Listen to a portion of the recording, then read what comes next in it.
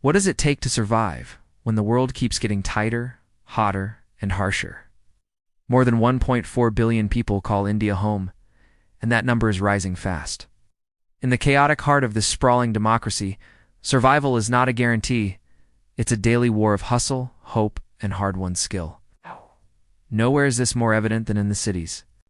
This is a story of two worlds inside one nation, of those who find gold in the gutters, and those who plant dreams in the sand. In the crumbling alleys of Kolkata's jewelry district, 23-year-old Kale sifts through the city's waste in search of wealth literally. Gold, but not in mines. In dust, on streets. In drains, swept off the skin of goldsmiths and lost in the cracks of a decaying empire of commerce. He works by night, when the heat lets up and the city sleeps. With a few trusted companions, Kale scours his designated streets. What looks like trash to the world is treasure to him. Acid, mercury, fire. He risks poisoning his body just to recover slivers of fortune. Atop his rooftop, he transforms the grit into gleam. All under the eye of a domineering landlord now Kata, who keeps Kale and others locked in a cycle of dependency. But Kale dreams of freedom. Freedom begins not in rebellion, but in the drains where the city's runoff carries flecks of forgotten gold. On the opposite coast in Mumbai, a different kind of dream takes root literally. On a forgotten strip of beach, dozens of illegal settlers have turned sand into soil, growing methane-Ugrican municipal land. Rajesh lives here with his wife Savita and their 2 children, but it's survival.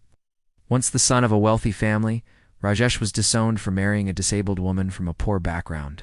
Officials. They run an unlicensed bar out of their shack, selling cane liquor to fellow farmers. It's illegal. He's been jailed for it. The land is borrowed. The law turns a blind eye until it doesn't. Rumors swirl of evictions, bulldozers, and still the plants grow. Mumbai's streets are full of silent merchants. Meet Salmond, quick-witted, charming, and relentless. He sells pirated books on street corners, hustling biographies of Steve Jobs and Deepak Chopra to commuters. Salmond shares a makeshift home in a city garden with friends and cousins, including Ajaya, disabled boy from a village whose accident landed him in the streets, not a hospital. The books are fake, but the stories are real and the money, crucial. Together, they run a black market book business with strict profit-sharing rules. Their logic? Their lives are illegal, but their dreams are legal. Salman wants to start an NGO to help kids like him. Back in Kolkata, Kale's biggest bet is underway. He dredges sludge from open sewers, confident that it's laced with the finest dust the city can offer. He cuts out the middleman. He negotiates directly with a major buyer, Javed. But the gold content is low.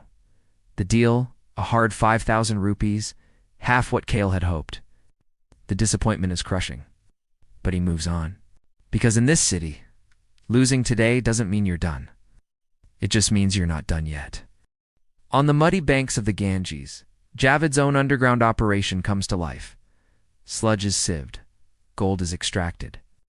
And an invisible economy continues, humming and taxed, unregulated, unstoppable. Here, fortune isn't found. It's forged out of dirt, sweat, and fumes. India is not just a country. It's a battleground of resilience. Plant roots in forbidden soil and pull treasure from filth, where people live in the shadows of legality. This is the new urban frontier. We don't wait for opportunity, here we make it. One grain of gold at a time.